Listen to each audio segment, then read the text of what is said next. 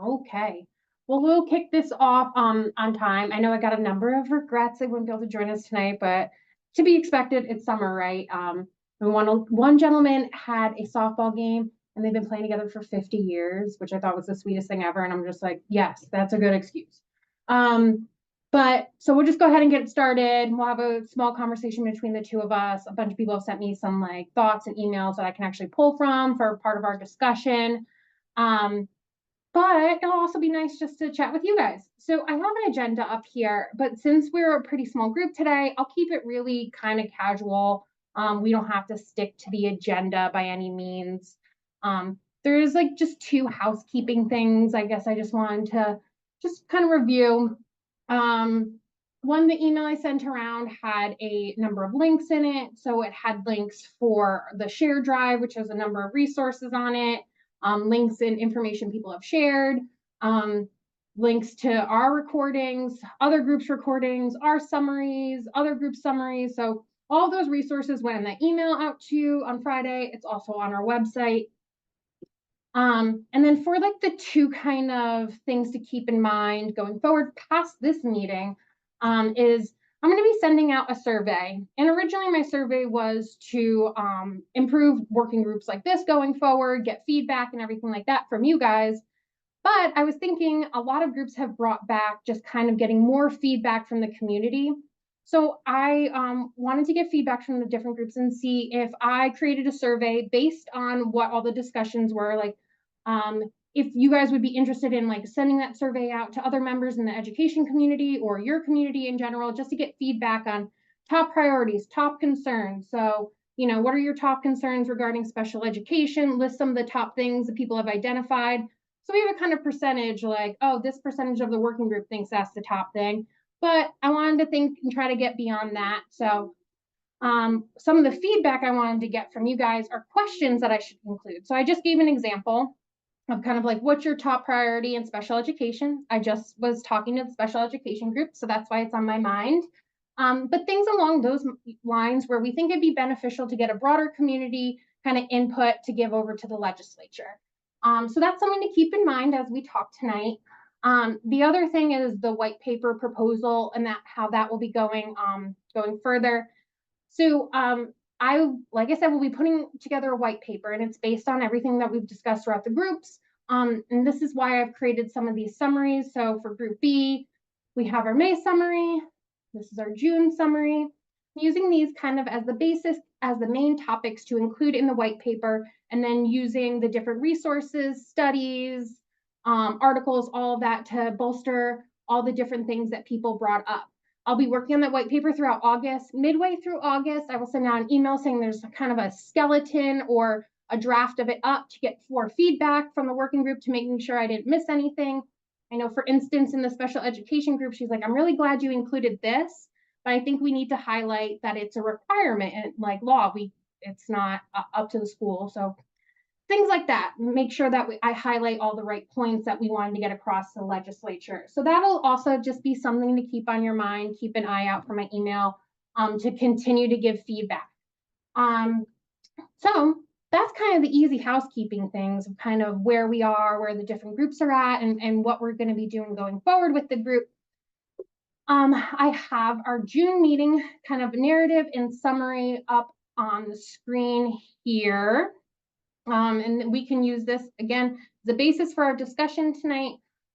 What I really want to focus on are things that maybe we haven't hit on yet that you think are really important, or to build upon some of the things that we've hit on that we really want to get that message across to the legislature. And I have a raspy voice a little bit tonight, so I would love to hear you guys talk a little bit more and for me to talk a little bit less. So I can always kick it off, but I would love for one of you guys to kick off if you have anything to ask about what I said or any topics you want to just kick us off with.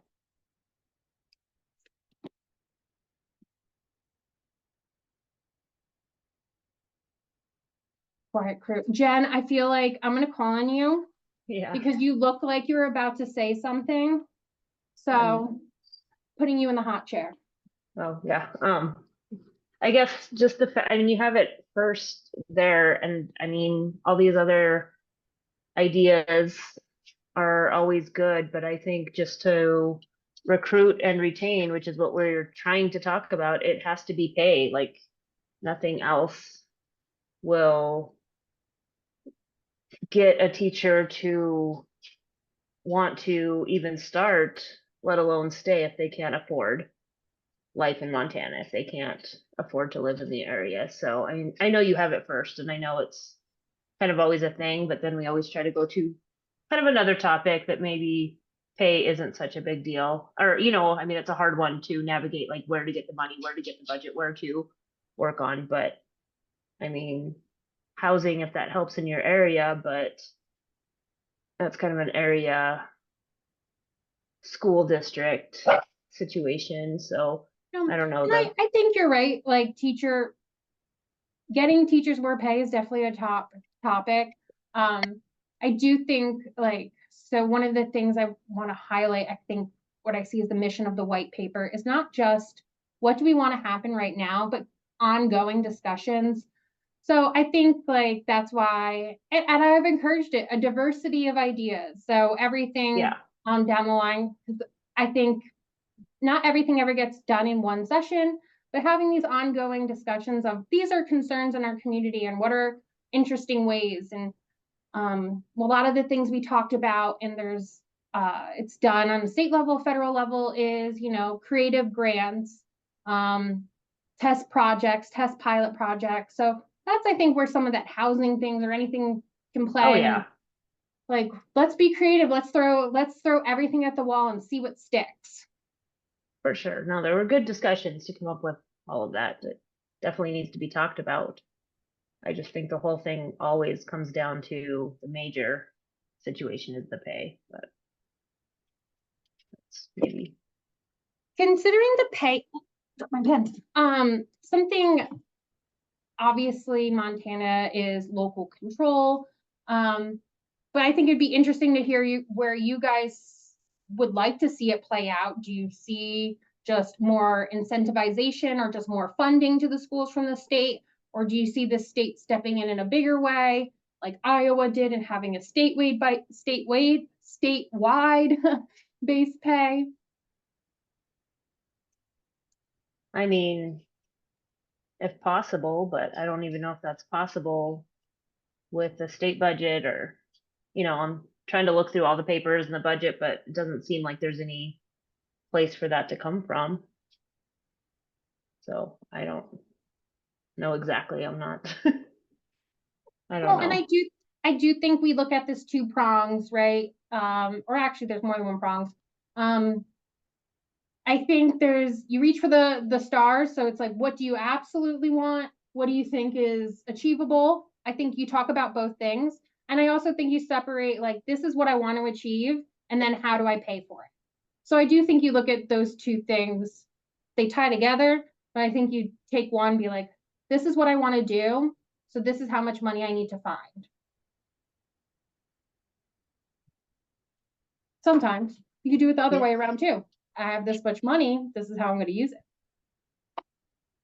Well, and I think isn't that how kind of the Teach Act kind of worked in the past, that your beginning salary had to be at a certain level, and if it wasn't, then you would receive money. So I mean that was kind of moving in that direction of Iowa, but I know in our district I don't think it worked that well. I don't know. It sounded like we got lots of money from it, but I don't think it was.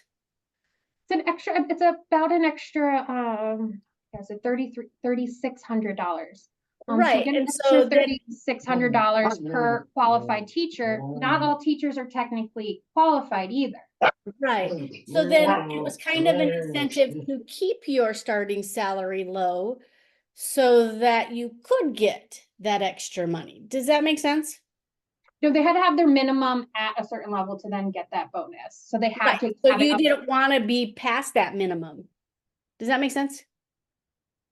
Yes.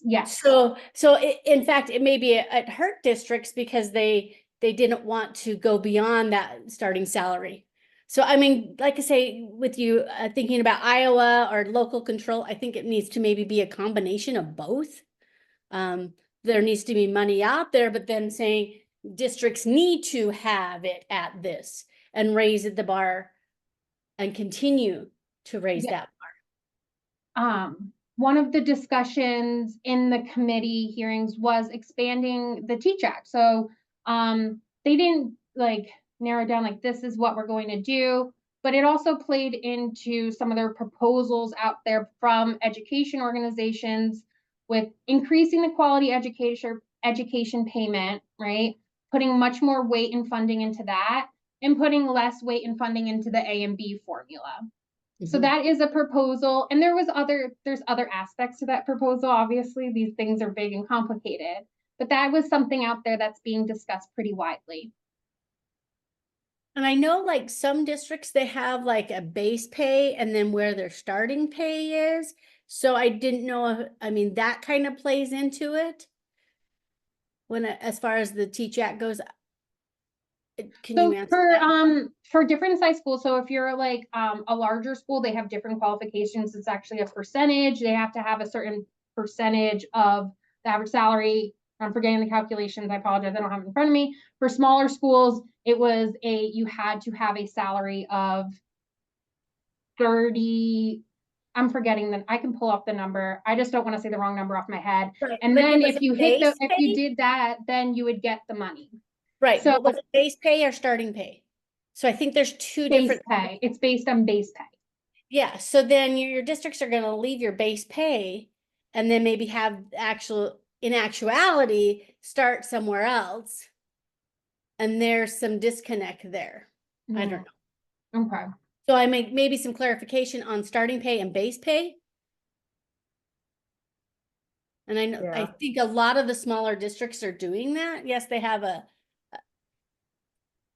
their base pay is this, but then they'll bring them down to 2 years and keep them there for 2 years. So like Okay. where a contract says like 0 years, 0 experience, but then you'll be at that for 2 or 3 years as well. That's kind of almost the opposite problem though, but I see that happening too. So they can start a teacher off with a higher base pay or starting pay, but then they'll stick with that for 2 or 3 years kind of thing so that they can bump it up. I don't know. That's kind of hard too. Yeah, it's kind of vague. I mean, and so maybe that's why some teachers are kind of thrown off, like which districts are actually paying me more. When they're looking at base pay, it may look low, but their actually starting pay is higher. Yeah. Yeah. No, could see that would be confusing. But I think like just to kind of continue down that discussion and kind of like flesh out what those proposals are out there right now. So it is like, although they're saying it's like beefing up the quality teacher payment, which it technically is, it does have an overall, like it is kind of reconfiguring the formula, right? So doing that, well, let's discuss tying more funding to quality educator payments versus A and B count. I've had some people raise some concerns about that in other groups too. So I was just interested to see. I don't think I've heard particularly from you, Teresa or Jen, on that. But do you see any concerns with doing a more of a weighted on the needed teachers versus the amount of students coming into the district? I think there needs to be a balance because I mean, it takes a different amount of time for preparation with the number of students that you have. I mean, obviously you're going to meet accreditation standards, but the number of schools and the number that you need to continue to have those. So I don't know how I feel about that. There's lots of different aspects to it. Yeah. To say one's more important, I don't know. Yeah.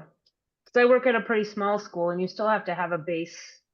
I mean, you're still an educator, you're still taking care of kids, and sometimes I have 9 kids, sometimes I have 18.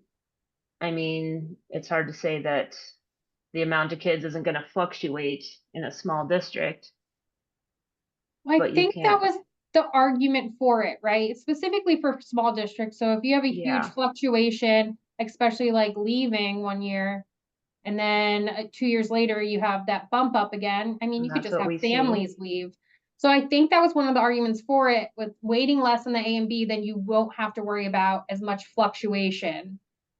Especially, I think it does hit the big schools too, but I do think like it seems acute in the small schools. And then another thing for our small school, I know it's hard and it might be for, I mean, it is, but I don't know how much it impacts it. But like the school gets the money that they are to spend, but it always has to be spent.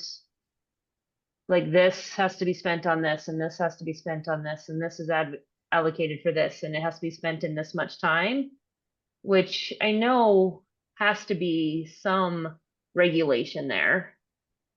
But it almost feels like that makes it hard because we have extra money here, but we can't spend it on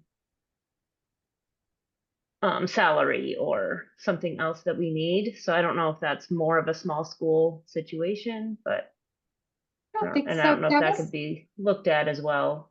That was something brought up too, and it was something that the groups were weighing kind of the pros and cons. It's you want that accountability. You're also getting the funding for that, like, you know, this fund is for building, right, maintenance. This fund is for technology. The money you're getting for this is for Indian education for all. It is regulatory, but it's something brought up of how there are, like you said, they use it or lose it, but there are tools for schools to avoid that too. So it is to find a balancing act, but that was something brought up in other groups. So I think it's something that will need to be continued to discuss. And if you guys have any more input of how to navigate that, because that is like, how do you thread that needle of making sure that schools have the flexibility when, especially if something there's another couple months ago now, I'm forgetting what school, but there was the terrible winds and their roof blew off. That's not something, right? And it's like, okay, how does our building maintenance fund look right now? We weren't planning on having our entire roof blow off. So finding that balance of the flexibility to allow schools that, but also making sure there's accountability and transparency for the taxpayers.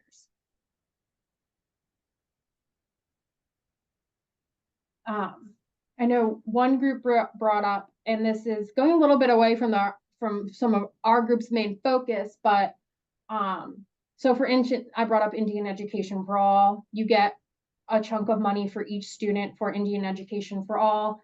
One of the groups brought up that there's been, there's issues with, safety or technology, that the increase in cameras and safety personnel and all of that, of having a stipend per student for those things. Now it is creating a stipend and has to be spent that way, but it was something another group identified in the formula that's like they see these things are kind of lacking where their schools are having a hard time meeting the safety needs, which plays into workplace environment, which plays into teacher retention. I know not as big as pay, but it all plays in.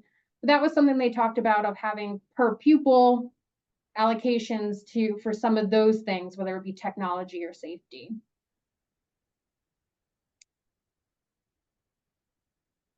Or you guys have no thoughts on that either. I'm just bringing up things that other groups talked about. No, I kind of like that. I mean, even I'm thinking about behavioral and emotional health of a student too. I mean, we're seeing an increase in that, and to be able to maybe have that as a per student as well. And that's also something, the behavioral health, the behavioral issues when we talked about in the special needs group, obviously there's some behavioral issues that can come along with identified IEPs and everything like that. But we've also talked about just broader behavioral mental health issues for the overall student population and not just those identified as having, extra needs. Mm-hmm. Yeah, because I mean, as a specialist, I mean, I get all students. So, there's special ed students to your high achieving students and to your gifted students. And so to say only special ed would get or behavioral would get that's kind of not the reality that all your educators are dealing with these issues.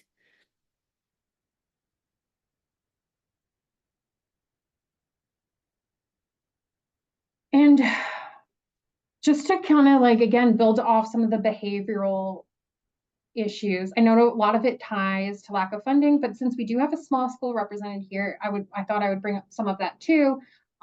is the extra behavioral needs, the resources needs to do that. I know another small school individual brought up is that if they're having something that's disruptive in class, they don't even have a space to put them in where they're safe and where the other students can continue to learn. And I know this ties back to funding, but I also want to think about other ways that we could help address the increasing behavioral issues. Another thing to keep in mind is there is another committee, and it's not tied to OPI just yet, but I could eventually. But there's a behavioral health kind of bill or proposal that will be presented in front of the committee next week. And one of the recommendations is some funding going to schools for like mental health needs. So that is something being discussed a little bit outside the education committee, but it does tie back in. It's just their proposal has larger mental health needs that also address like the adult populations. So it's being talked about. So I think we should continue to talk about where are the behavioral issues in the schools and where are resources not being utilized or we're not providing the resources for the needs. Well, I think even providing, because I know there's been grants before, but maybe even something where you can get a behavioral coach or something that comes in for the district. There's extra professional development that you receive on how to deal with these volatile kids that they're not able to be in a regular classroom, but sometimes they are in the regular classroom, and what strategies that teachers can have so they can feel safe in their own classrooms.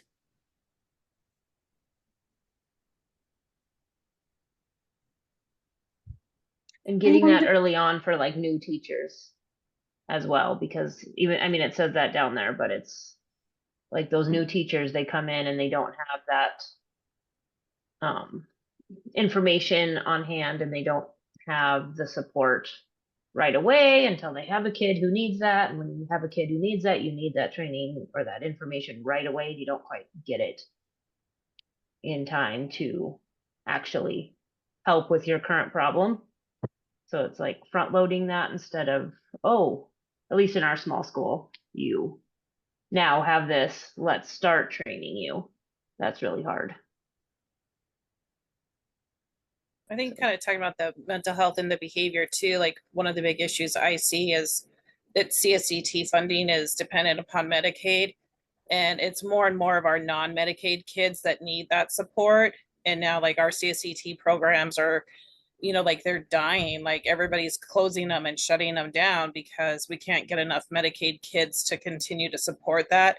There has to be a way to like provide that mental health support in the schools that doesn't rely just on the Medicaid funding.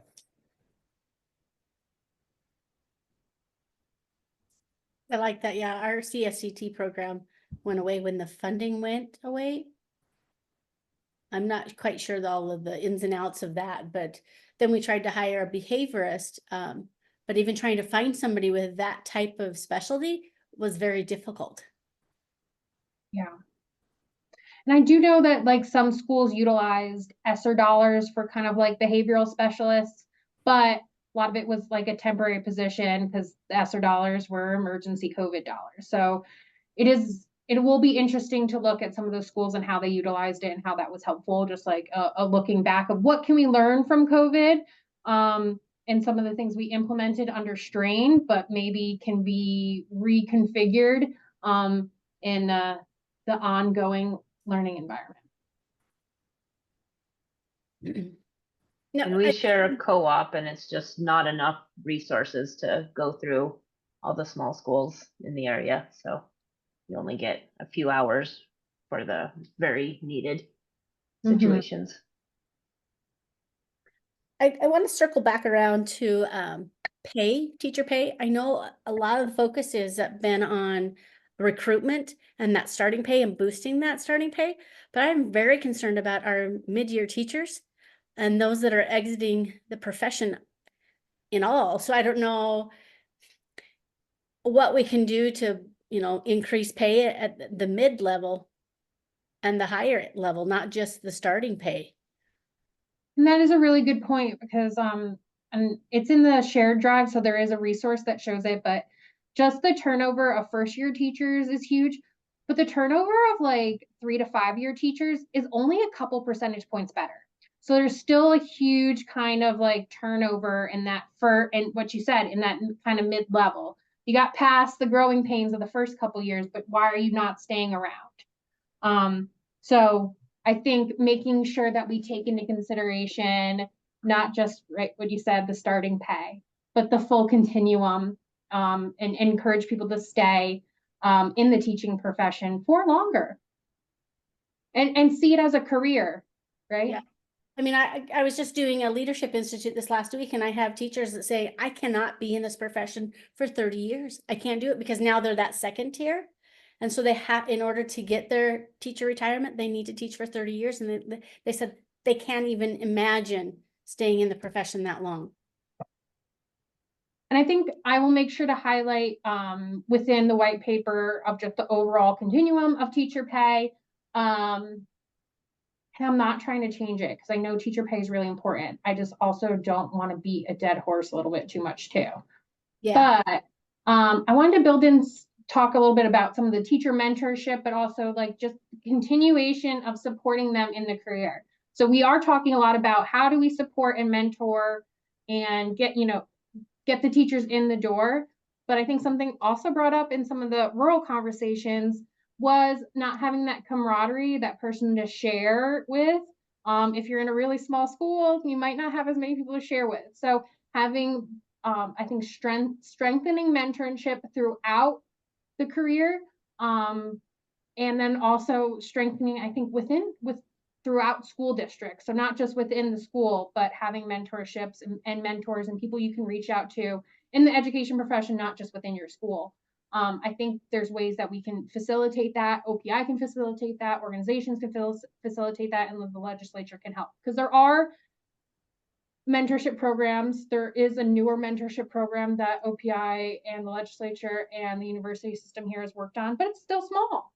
And it has some really great like output right now, but it is small. And one of the things talking about just career wise, some of the mentor teachers that participated said that they ended up staying longer in their career because they felt like they had new energy and new purpose. So I think looking at the mentorship program as just benefiting the beginning year teachers is short-sighted, and I think it'd be really beneficial for everyone. Yeah, I agree. Because a lot of teachers, like in that mid-career, they're ready to do like maybe a shift. So they might be looking at maybe being, a coach or something, and they may need mentorship as well, even though they're not new. And that's how we envision what a mentor program would be, is for those new, first through 3 years of teaching or first through 5 to get them, under their feet. But what about someone who's doing a new position? They need some mentoring as well. Do you think there's like other ways that, I mean, like I said, we could talk about legislation too. We could talk about what the community can do as well. That was something I think that was surprising that spurred out of all my conversations, is things that, yes, the legislature can do, but things that we as a community can come together and try to like just improve upon. I think that's been awesome too, because I love being able to have like, is there something I can start working on now? But you think there's other ways that we can help incentivize teachers to stay in the profession longer, mentorship, pay? What are other things that we can think of? Obviously, there's career advancements. There's some of that stuff already built in. Is there any way we can expand upon those things? Things like that. Or you guys have any stories of like, someone said they wish they were able to do this, and they would be like, oh, maybe this could encourage other people. Well, I know like with Mentoring Montana, you need to be a retired teacher in order to be a mentor. Is that correct? That's my understanding. I'm not sure. And so, I mean, that's not incentivizing those that are in the profession right now to be a No. mentor. And I know it's more work to be a mentor. But then I also believe that there's a stipend of some sort that the teachers that are the mentors and the mentees actually receive. I could be wrong. I'm not sure about Mentoring Montana, but the program that we do, it is current teachers, so not retired teachers, and both the mentor and the mentee both get benefits. Yeah. And they're student teachers when they first come in, they're getting mentored. A lot of the student teachers then have, like most of them have been like brought onto that school district. So it's great because they're getting they're getting fully immersed in the school, while still like getting their degree. So that has been, been really successful, I think. But yeah, I just think expanding mentorship programs all around in any way we can is usually a good thing.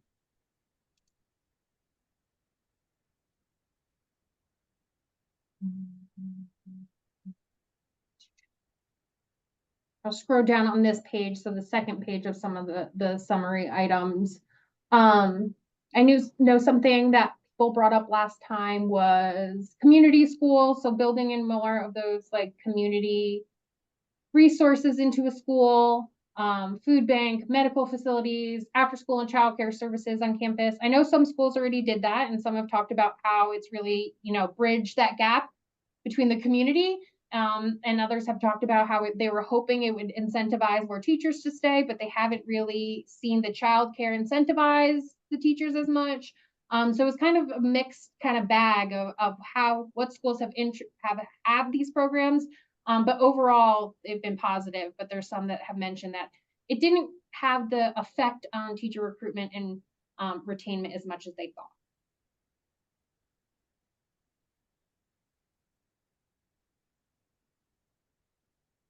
I mean, it's very convenient. When I had my youngest, we had a daycare at the school, and that was really helpful just because everything was on campus and it made it more convenient.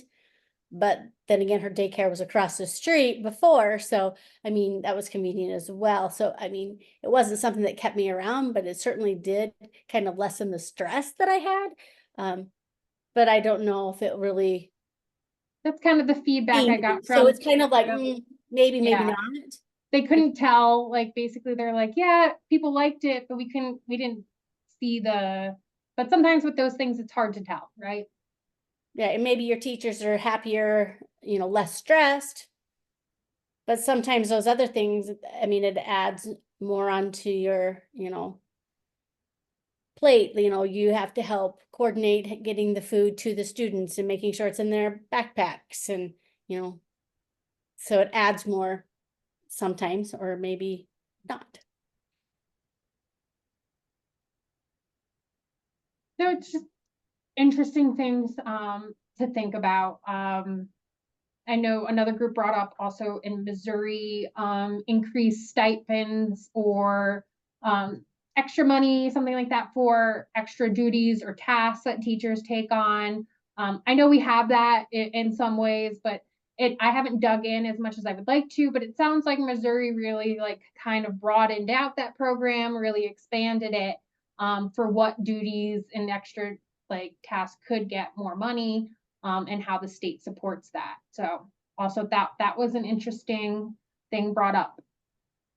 And they brought in behavioral interventionists too. So I know Missouri just expanded that for their state. So I need to dig into that a little bit more because I don't know exactly how they did it, but it is interesting to look at how other states are tackling the same things we're tackling.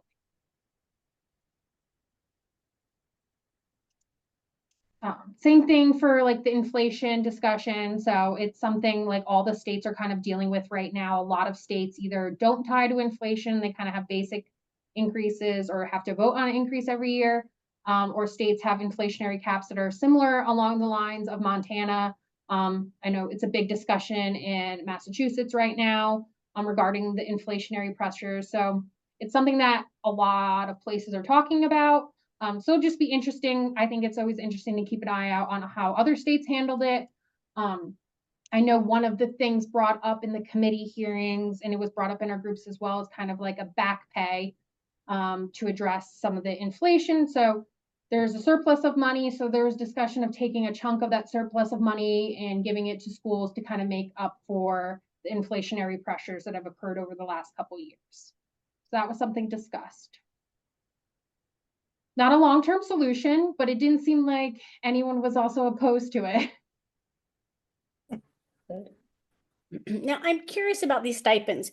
Now, I know like when a teacher has the board certified teachers, they receive a stipend directly from the state. How are we envisioning these stipends? Are they going to the the school, and the school just figures it out, and the teacher may or may not get the stipend because it just goes into their general fund? Well, that's what we're here to discuss. It was just something brought up that like Missouri expanded their stipend system, so it's something we could look at, and that could be through, I'm just making something up as an example, so don't take it as like gospel or anything. But for instance, you want to incentivize like sports programs. So the state gives a grant for based on A and B for stipends for coaches, right? So you give an extra stipend for the teacher to coach those after school programs. So you could create a program like that, and it could be required that they spend that stipend is given directly to the teachers. So you could require that in a law. You can write whatever you want in a law, well, not whatever you want, but you know what I mean? You could add whatever guardrails that the bill drafter sees necessary. But there's different ways you could set up a stipend or incentivize a stipend on the state level. Yeah, I mean, giving it directly to the teachers, like a set amount, that, so that you know that it's not going to the program or the equipment, that it, I mean, a portion goes to that teacher. I like that idea. There could be, it does probably add an extra level of maybe like paperwork or accounting reporting, but there are organizations that provide services. So for instance, like Donor Choose is something that is used throughout the country where like people put money towards, like, you basically can be like, I want to do this project, and then the money from the donor can go to that project. The reason why I sent it that way is because basically a teacher could then, if you wanted the money to go directly from the state to the teacher, you could have it where the teacher then like in the system puts in, and the school could verify it or whatever, that I am doing these extra duties, and then that's approved, and then they get that stipend. So you could do something like that. It probably adds extra layers of stuff, but you could figure that out for sure. But then I come back to the idea, the only way to get more money is to do more things.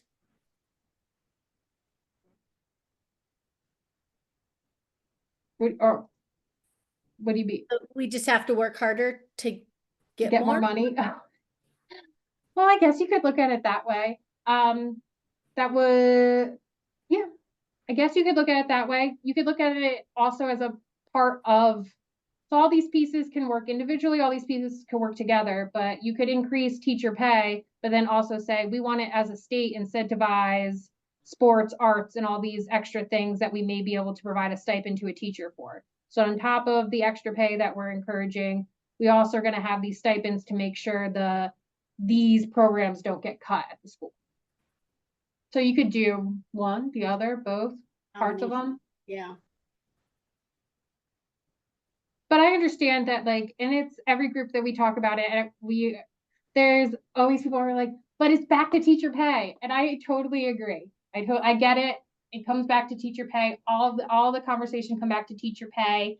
Like I said, I also just think it's important to have a lot of different things, different ideas, different things we can talk about. But I definitely will make sure in the white paper that teacher retention, specifically pay, is the most bolded thing, because everyone has made it very clear to me that has to be the most prioritized thing.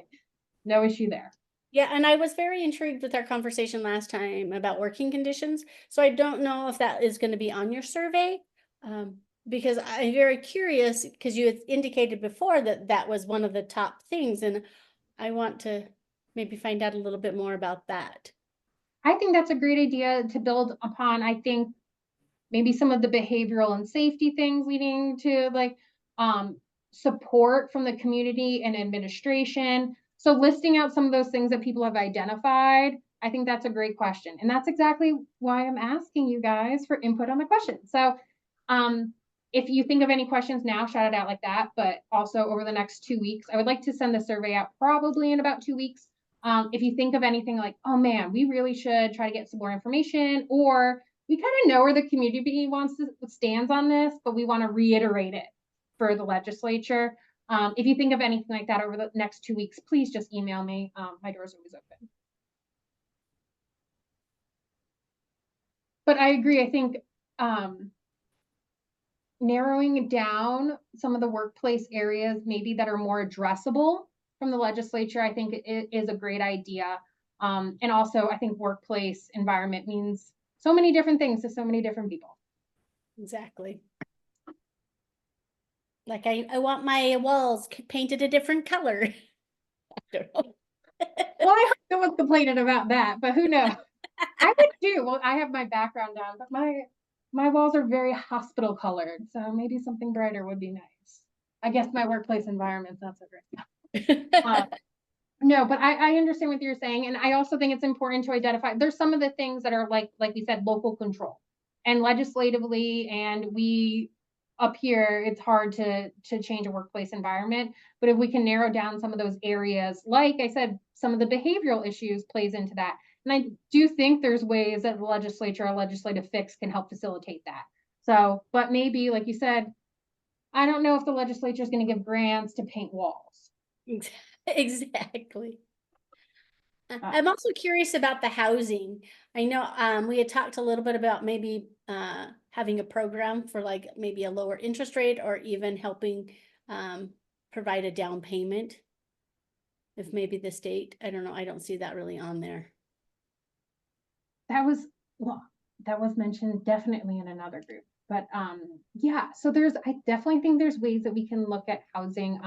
I know some schools have had extra spaces where they've converted it into a teacher apartment. One of the reasons why this was highlighted a lot, it was somewhat anecdotal stories. In Bozeman, they shared some stories where they've had teachers sign on to a contract, and then a month or two later, come back and be like, we can't find housing at all that's affordable. As well, yeah. Yeah. And yeah, some of the more touristy areas get that. And then I talked to some of the rural areas, and it's just like, we just don't have anything. Like it's not a tourist area. So up on the High Line, I've heard from a few, it's just like, we don't have anything. So, isn't it part of the rural teacher development program where they actually get a stipend for gas so that they could come in? So maybe that could maybe fall under the housing. So maybe if teachers have to commute X number of miles to their school, they can get some type of stipend to cover gas. Gas That would be stipend for nice. travel. Yeah. But I think there's other states have done things where they have incentivized affordable housing that could only be sold to like teachers or other like police, firefighters, nurses, something like that. And then when those people resell it, they can only resell it at a certain percentage higher to another person in that community. They've done something like that in Colorado. I see pros and cons to that too. So there's pros and cons to any of this, but it's just interesting to look out how other places have tried to adjust the housing issue. Another thing a group brought up was, and it tied into the revenue too. It's something even the revenue committee has talked about, but it was taxing second homes for like out of state people or short-term rentals at a different tax rate to help alleviate some of the property tax pressure for the local community. But another group brought up like, well, maybe if that second home, if they rent it out to a teacher at a low rate, then they can get a tax break. So things like that obviously is more helpful maybe in communities that are a little bit more touristy. They get a lot of that summer people coming in, but they want to fill that house the whole year, and they'd be able to do that. Plus they're helping the community too. And as someone who has rented a house out before, I would love to have a teacher rent out my house. They've had a background check. They've had all this. I'd rather have a teacher rent out my house than like me have to do all of that. So that was something that was brought up, and I thought it was an interesting way to bring in that revenue component, the pressures on the community, but also a way to build in housing for teachers.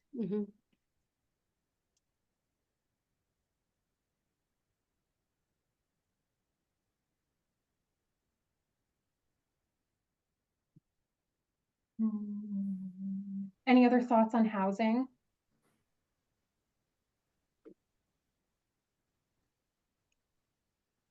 And I know also this ties into compensation, but also I think just working conditions. Since the health insurance costs have gone up a lot, I know there was a new health insurance pool, but we really haven't seen kind of how that will affect things going forward. But I know health insurance has gone up a lot, so has other insurance too, right? So just liability insurance, I know has gone up quite a bit. That has been expressed in a lot of the groups. So I think thinking about and building in some of those other costs that have been affected by inflation, but also affect working conditions, compensation, all of those things.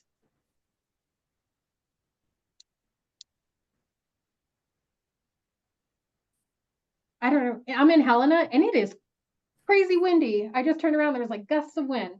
Oh,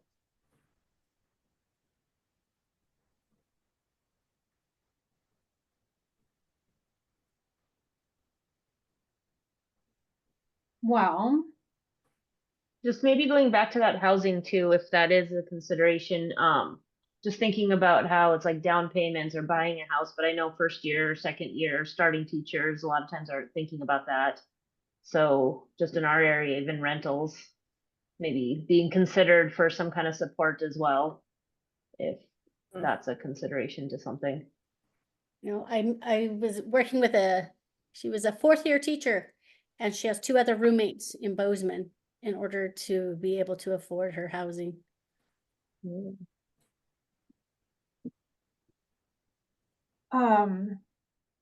this, I'm sure, Teresa, you'll be like, this doesn't help the midway through teachers or midway career teachers. But something Oklahoma just incentivized was a sign-on bonus. So I know, like, I see it all the time when I'm driving around with truckers, the sign-on bonus, but they're doing a sign-on bonus for teachers. And I'm forgetting the exact ratio, but it's like $20,000 for a sign-on bonus for an in-state teacher. But if you're an out-of-state teacher with a license, they'll pay you $30,000 to sign on and relocate, assuming the extra little bump is helping to relocate. But it was an interesting way to at least incentivize and encourage teachers, not just from Montana, but other states to come here and stay, or come here, at least get started. Maybe not stay though, because right, it's a sign-on bonus.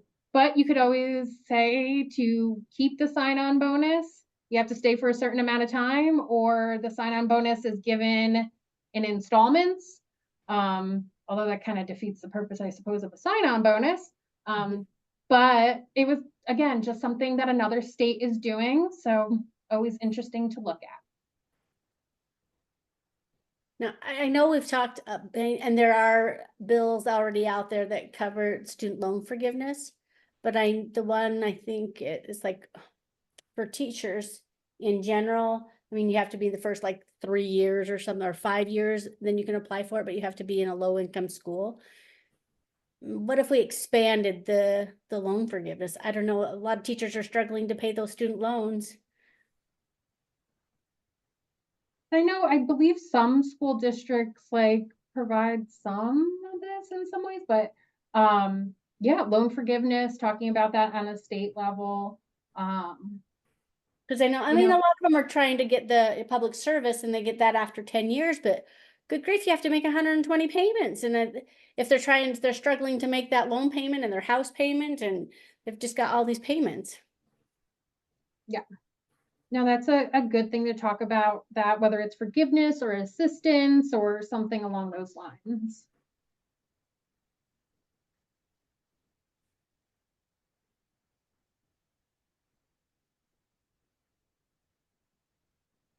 Well, we're starting to run low on time. So just before we wrap up here, like I said, if you think of anything regarding what I should include in the survey, this is why I'm asking you guys. I want this to be beneficial. I also want it to be a conversation starter and continue, right? So maybe some things we garner from the survey will help the education, well, obviously the education discussion will continue, but will help facilitate more discussions and more focus on things. So anything you guys think of along those lines, please send to me. Any other just thoughts or anything as you review summaries or other groups or anything like that? Any other thoughts of like, make sure you highlight this in the white paper. I would say midway through August, expect an email from me for just a draft of the white paper to get input again. Hey, like you hit this, but let's focus on this, anything like that. And I'm sure you could think of other things in between now and then as well that we haven't hit on at all. So just keep those things in mind. Don't hesitate to reach out regardless of questions, comments, whatever. But any other parting words? Well, I just appreciate you facilitating this and letting teachers' voices be heard. So I hope to hear good things and on our retention and recruitment and teacher pay. Well, I Thank really you. appreciate you guys joining. Like I said, this is the first time we've done something like this. I think OPI wants to continue it. So I appreciate everyone's patience while I just like kind of maneuver how we were going to do this. And I think the most important thing, like I said, was hearing from people. We hear from the same people up at the legislature all the time. So let's talk to more people. So that was our goal. And I think we're achieving that. And I just appreciate everyone's participation and being so kind to me. Well, other than that, I hope everyone enjoys their night. I hope it's nicer than, well, it's not raining, but it is very windy here. So enjoy your night, and we will talk soon. Thank you. Thank you. Good night.